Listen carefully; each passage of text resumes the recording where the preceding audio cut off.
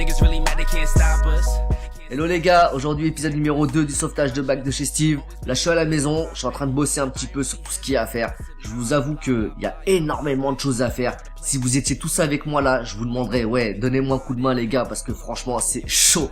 Je pense que là je vais mettre mon ego de côté, hein. Je vais pas vous demander à vous parce que c'est pas assez instantané. Donc ce que je vais faire, c'est que je vais appeler un pote et il va me donner un peu son avis, son regard extérieur. Je vais en avoir besoin là pour pouvoir mettre un petit peu toutes les idées en place et vous préparer un épisode numéro 2 du tonnerre. On se dit à tout de suite les gars.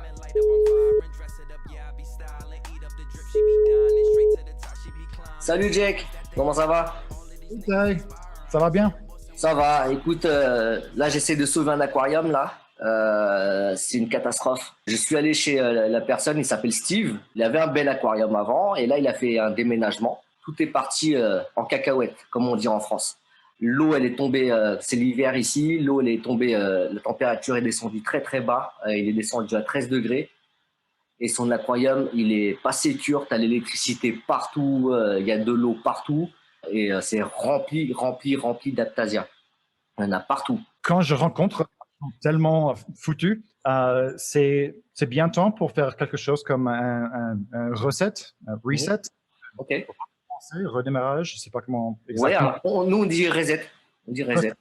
C'est temps pour un bon recette, mais c'est peut-être un bon procès. Faire un déménage en place. Ok. Toutes les fois quand il y a un bac qui a besoin de déménage, il y a toujours des choses qui peuvent être améliorées. Et quand il y a un bac qui est vraiment dans la terre, cacahuète, comme tu as dit, c'est bien à le traiter comme un déménage en place. La première chose à faire, c'est de retirer les coraux et les poissons qui sont en bonne forme et de notre aquarium où il peut rester pendant que tu prends ton temps pour faire les améliorations. Oui, ok. Des fois, je ne sais pas si je dis un mot anglais avec un accent français parce que ça fait beaucoup de temps que je ne parle pas assez. Mais ton cerveau, il s'en occupe bien. Hein. Yes, very much. Yeah. Quand vous avez beaucoup d'aptésie et des pestes, des détritus, je crois que c'est bien temps pour un reset dur, a very hard reset, yeah. Ok. So, je passerai les pierres au Karcher. D'après toi, haute pression. J'ai haute pression. Oui, nous avons vraiment comme une religion de protéger les bactéries, mais les bactéries sont vraiment très résistantes. Et moi, que je nettoie ma média biologique chaque mois de mon bac, mon système des poissons par récifal, je les mets seulement sur le robinet. Pas de l'eau trop froide, pas de l'eau trop chaude, mais c'est pas dangereux de les donner un good spray. Un good spray. Jet of water, en place. Et oui, ça va tuer beaucoup d'épodes et beaucoup d'éponges et vraiment, ça va tuer les aptésies. Mais les bactéries, ils vont rester. C'est bien assez en profondeur. Ok, ça marche. Peut-être throw away, dégager le sable. Oui, c'est un bar-bottom. C'est un bar-bottom, il n'y a pas de sable. Le bottom, c'est beaucoup mieux. Alors, ça, c'est une chose que tu ne dois pas t'enquêter. Ok. C'est quoi d'autre? C'est un bon temps pour vraiment nettoyer tout l'équipement. Ok. Les pompes, peut-être une petite baigne d'acide. Acide ou vinaigre, ok. Weak, faible, de l'acide faible. Ok. Et, même avant que tu ajoutes l'eau et remplis le bac, faire certain pour manager tous les câbles. Ok, ouais, refaire l'électricité. Quand on est fier de le setup, l'équipement, le display, l'arrangement et tous les fils sont en place, on n'a pas mal à la tête quand on regarde le bac. On a beaucoup de motivation pour faire un beau bac. C'est vrai, tout à fait. Bah écoute, je commence à y voir un petit peu plus clair avec tout ça. Je te remercie beaucoup, je te dérange pas plus. Et je te dis à bientôt. On est avec Jack Adams de Reef Builders. Si vous n'êtes pas encore abonné, ça m'étonnerait. Abonnez-vous. Voilà. All right, you guys, make sure to subscribe to Reef Techniques and faire certain de vous abonner à Reef Techniques, n'importe quelle langue que vous parlez, et on vous verra la prochaine fois. Super. Salut Jack, merci. See you later. Oh. Bon, je sais pas si vous avez suivi le coup de fil. Du coup, là, je suis encore plus confus qu'au départ parce qu'il me rajoute des idées. Moi, j'en avais, elles tombent à l'eau. Je vais essayer de faire un mix de tout ça, mais là c'est le brouillard dans ma tête là. J'ai besoin de sommeil. Je pense que le mieux c'est de passer une bonne nuit et on verra la suite demain sur les lieux du crime. Pull up, hop out, then she swerve. Do your two-step, your little catwalk, make it work. Make it work, make it work. Strike a pose, make it work. Nous revoilà sur les lieux du crime. Alors aujourd'hui je retourne chez Steve pour l'épisode numéro 2. Qu'est-ce qu'on va faire? On va nettoyer le bac, on va gratter tout à fond, on traite les aphtasias, on traite les pierres qu'il y a à traiter, on essaie de sauver le reste de coraux qui reste à sauver et on remet tout en eau et en refaisant tout le décor. Et on voit si on reste en bactéries, etc. ou pas. Restez avec nous, ça se passe juste après.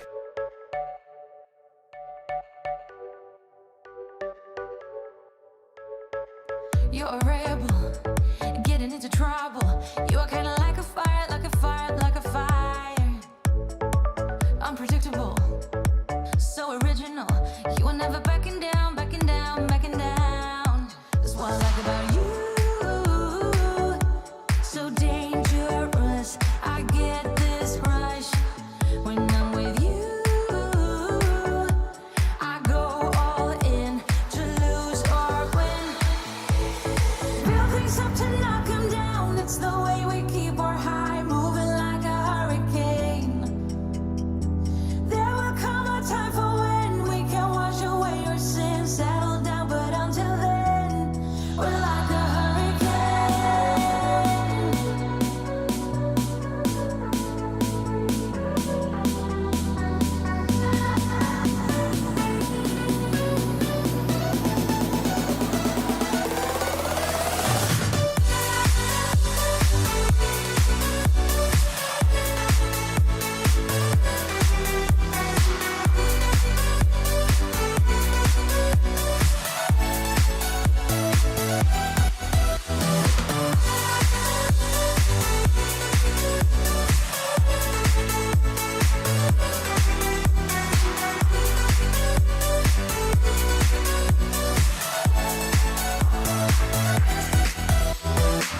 You're so different, kind of ignorant.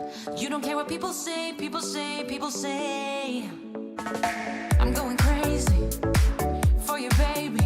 Don't know how you're making me feel this way. What can I say? That's what I like about you. So dangerous, I get this rush when I'm with you. I go all in to lose or win. Build things up to knock 'em down. It's the way we keep our high, moving like a hurricane. There will come a time for when we can wash away our sins, settle down, but until then, we're like a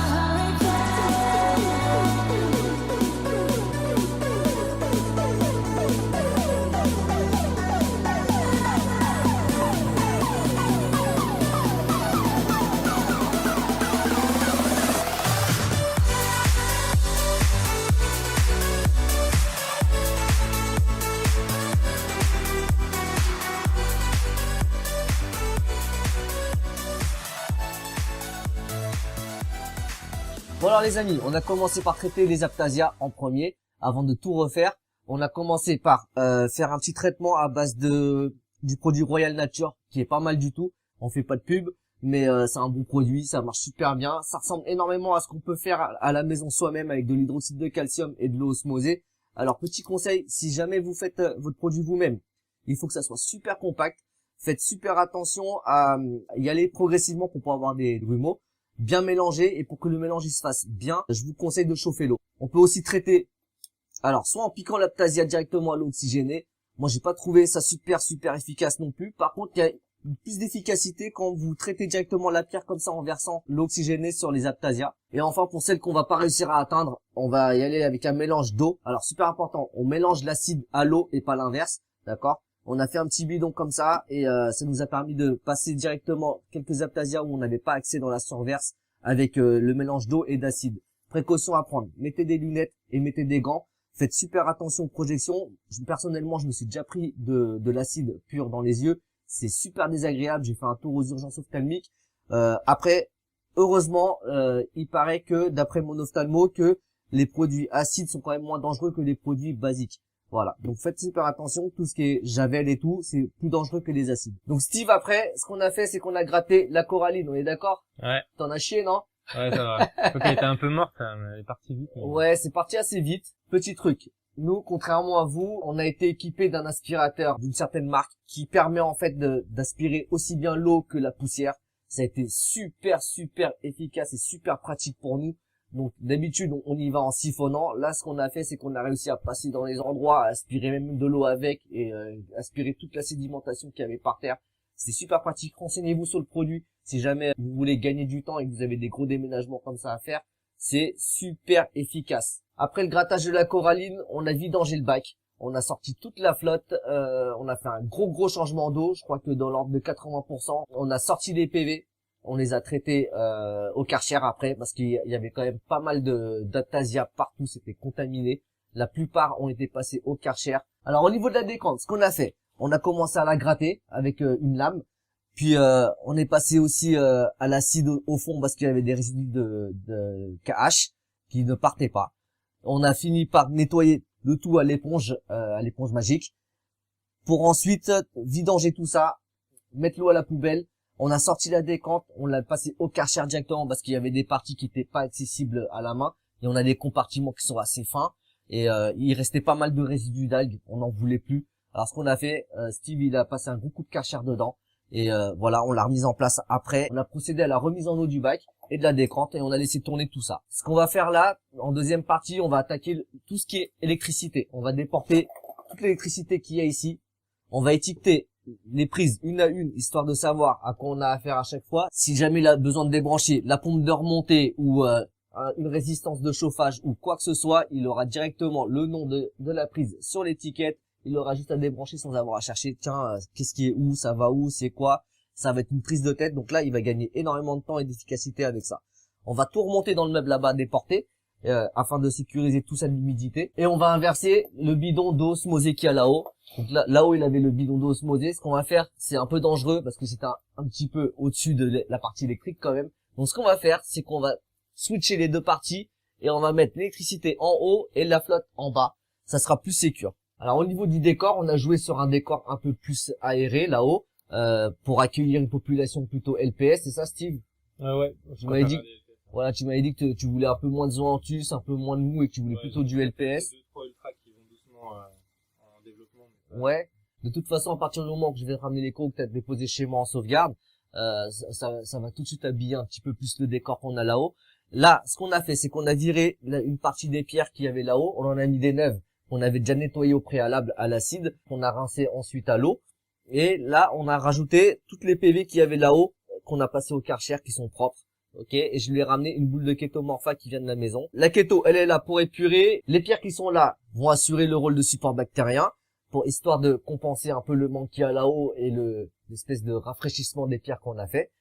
Et on n'a plus qu'à remonter le reste. Hein, qu'est-ce que t'en penses? Vas-y. Vas-y, allez, go, c'est parti. Au boulot.